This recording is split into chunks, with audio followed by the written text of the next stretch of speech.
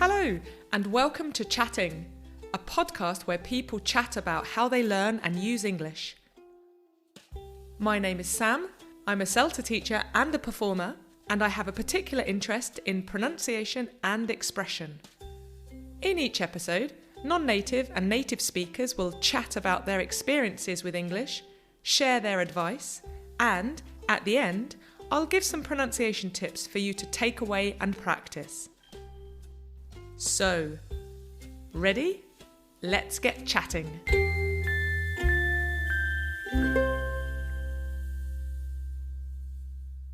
This episode, I'm chatting with Niina. Niina is from Finland and currently works for the city of Helsinki, matching people to companies. And, as you will hear, she has spent a lot of time in English-speaking countries. We chatted about speaking Australian English, working with international talent, and the difficulties of phrasal verbs. But I started by asking Niina to tell me a little bit about herself. So my name is Niina and I'm from Finland, obviously. I work as a business coordinator at the city of Helsinki. I work in this project called International Talents Accelerating Growth. So basically, I work with the theme of like helping companies to recruit international people who are in Finland. So that's what I do at the moment. Lovely. Tell me a little bit about your English at first. So when did you start learning English? So I started learning English when I was around 8 or 9 years old. Mm-hmm. And from then on, I've been learning it through like all of my obviously educational career and after as well. So I did start with like obviously really basics, but I actually was a bit of exposed to English before school already because my cousins live in England. So I had to use it every now and then when they came to visit because they didn't speak Finnish. So I got a bit of a start before school. And then obviously throughout the school, actually English was my favorite subject. So I always loved to learn it and I was always top of the class. And great. I guess it was kind of easy for me. So that's, I guess, why I liked it. Why do you think you found it easy? What's easy about English, do you think? I don't know. It felt kind of logical for me, at least the grammar, like somehow it was quite natural to learn it because in Finland we get a lot of exposure to English from like very early years. Yes, when you watch any TV shows or movies, we only have subtitles on, but we don't dub them. So that really helps with the language learning. You sort of already know the words before you start actually learning it. Yeah, so I don't know. I just naturally picked it up, and then during my high school, or is it upper secondary school in Finland, I went to do an exchange in Australia. So that actually really enforced the language learning, and I would say that's when I learned it like the proper way in a way because I got to use it every day for 1 year. So that's when I would say that's when I learned it even better than in school. Yeah, how fantastic. So were you there as a student or were you working in Australia?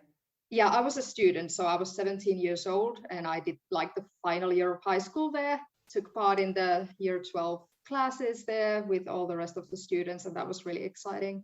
That was a great experience. And after that, I felt for a while that I could actually speak English very well. When you arrived in Australia, did you find that the type of English was very different or was it similar to what you were learning? Oh yeah, it was very different. Sometimes I felt like it was a different language at first. So I think the first 2 weeks when I got there, I was just awed by it because I couldn't really follow up the conversations and I was silent all the time. So people probably thought that I was really shy because I didn't, but I was just trying to keep up with what they were saying. The accent was so different. So yeah, it was hard at first, but once I got used to it, that was the English that I started speaking as well. Yeah, sure. Do you find yourself saying good day instead of hello? I did that once and everyone laughed at me, so I stopped saying it. But there were many like colloquial sayings and sort of slang words that they used, and I noticed that like I had no idea what they meant. And if I use them now in Finland, everyone would be like, what? I think it's so fascinating to learn these different little bits. And people, whereabouts in Australia were you? I was in Perth, so Okay. I was on the west coast actually, so far from the biggest cities of Sydney and Melbourne. But yeah, it was a great place. I'm sure. And I actually went to Australia again to do my internship. I went to Canberra to work at the Finnish embassy there. So that was my other Australian experience. Yeah, and how was that? Was that very different being in Canberra from being in Perth? I would say, yeah. And obviously, because I was an adult by then, it was a different setting altogether. And Canberra was like a very international city because all the embassies are there. So I was in this little embassy bubble of different nationalities. So it was quite different, I would say. Tell me a little bit more about your work at the city of Helsinki. So I work as a business coordinator. So that means that I work a lot with companies. I basically contact companies within the Helsinki region and sort of map out their recruitment needs, and especially concerning like international talents that are in Finland or still abroad, like if they are willing and open to recruit international talents. Do you find then that companies in Finland are looking for more international people, so they're more open to speaking English now?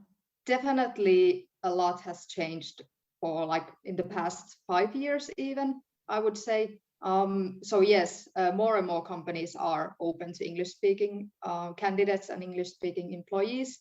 And obviously all the multinational international companies, like the big companies, are already like English-speaking in the core. But then smaller companies and especially startups are sort of taking that way now. So they are realizing that they need international talents, especially on the IT sector and like tech fields.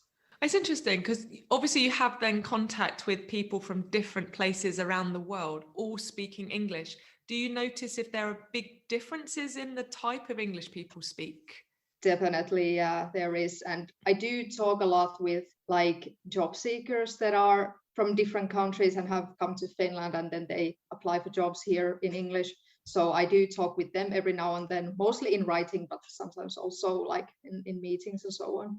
So definitely a lot of differences. And in my previous work, I did a lot more of this type of thing. So I talked with international students who are planning to apply to Finland to study. Yeah. It's sort of once you get accustomed to hearing it and speaking with the people from that country, then it gets easier.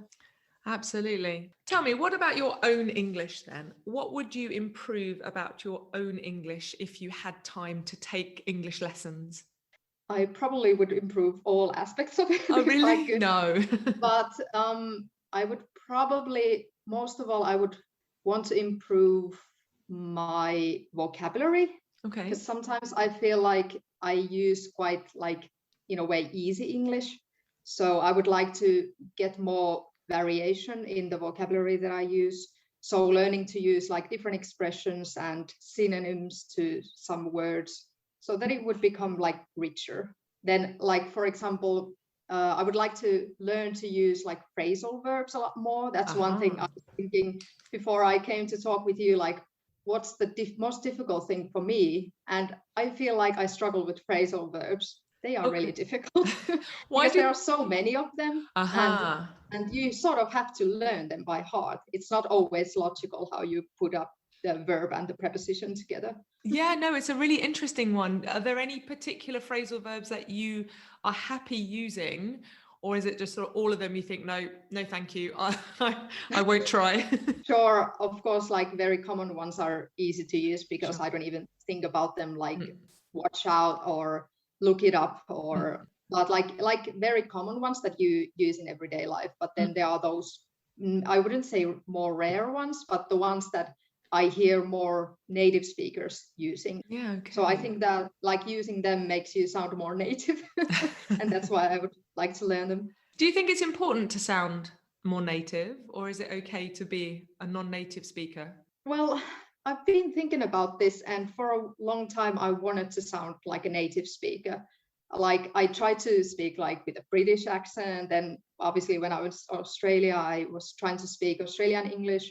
but I always fail at it. I actually lived in the US as well for Oh, really? 5 months. So I've had exposure to all of these like major Englishes, and then I'm not going to sound like a native speaker unless I live there for a long time. And until that happens, I think there's no point for me to try and sound like a native speaker, because I'm not. And I've sort of accepted that I sound like a Finnish person. But it's funny that you use the word fail. I don't think it's a failure at all. When I attempt to speak a different language, it's very obvious that I'm from the UK, but I don't think it matters.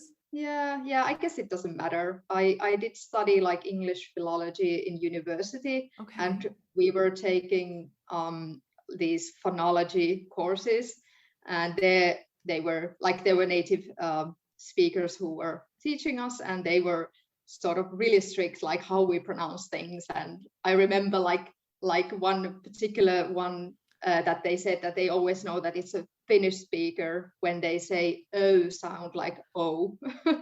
Like you don't know, not you don't know. And I'm like, and for a while I managed to try and do the right way, but then I just gave up. That's hilarious. I don't think there's necessarily a real right way about these things, but as long as people understand what you're saying. Exactly. And I think actually there'd be areas of the UK where it would be you don't know. It would actually, you sound like you're from the north of England. So I don't think it's okay. right. Yes. Okay, final question then, Niina. What advice would you give a learner of English to help them?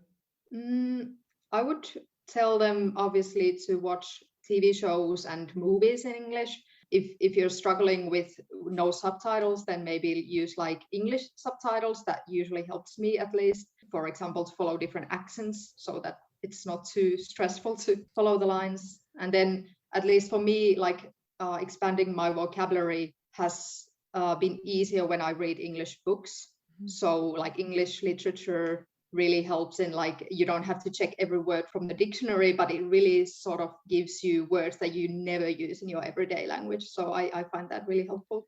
Actually, I'm gonna tack on another question with the type of work that you do. What type of advice would you give someone who's writing their CV in English? Well, this is not maybe only about English, but I would give, like, the best advice I can give is to make everything very concise, because I see a lot of CVs where you have written like many sentences about each of your work experience, but no recruiter has time to read those. So sort of make it very concise and short, and only add the things that really matter for the job that you're applying to. So that's, I think, the number one thing that many people should improve in their CVs. I think that's really great advice. Wonderful. Thank you so much, Niina. Great advice from Niina. Whether in English or in another language, be concise on your CV and focus on the job you're applying for. So, thanks to Niina, this episode's pronunciation tip is a grammar and vocabulary tip: phrasal verbs. I know English learners become a little nervous when we talk about phrasal verbs and try to avoid them. But my advice is to have a go. You only learn by trying. A phrasal verb is a structure in English with a verb plus one or more prepositions. Words like on, in, off, out, of, up, down. But each combination has either a specific meaning or many meanings. So, for example, we use the verb get and the preposition on to express when and where we enter public transport. For example, I get on the number 7 bus each morning, or I got on the train in the city centre. We can also use get and on to express that everything is okay. For example, how are you getting on at school? Or I get on with my colleagues, which is nice. I understand why learners become a little unsure with phrasal verbs, but it's worth exploring the many combinations. So, to practice, I have 3 examples of phrasal verbs with the irregular verb put. Put. First, to put on. This can mean to dress. For example, I put on my clothes before I eat breakfast. To put on can also mean to stage, to organise, or to host. Try this sentence. We're putting on a party next Saturday for my mum. Next, to put off. This means to delay or to postpone. Try this sentence. Can we put off today's meeting? Finally, to put out. This can mean to extinguish. For example, they put out the fire very quickly. To put out can also mean to release, to post, or to publish. Try this sentence. The company put out a statement about their new director. So, if you want to organise something, don't delay. Post your ideas for everyone to see. Or, if you want to put something on, don't put it off. Put your ideas out there for everyone to see. Over to you to practice. So, there we are. The transcript of this episode is available to read on the podcast's webpage, so take a look. Join me next time for more pronunciation and grammar tips, more advice, and most importantly, more chatting. My thanks again to Niina, and for her music, a massive thanks to the wonderful Mara Carlisle. Bye for now.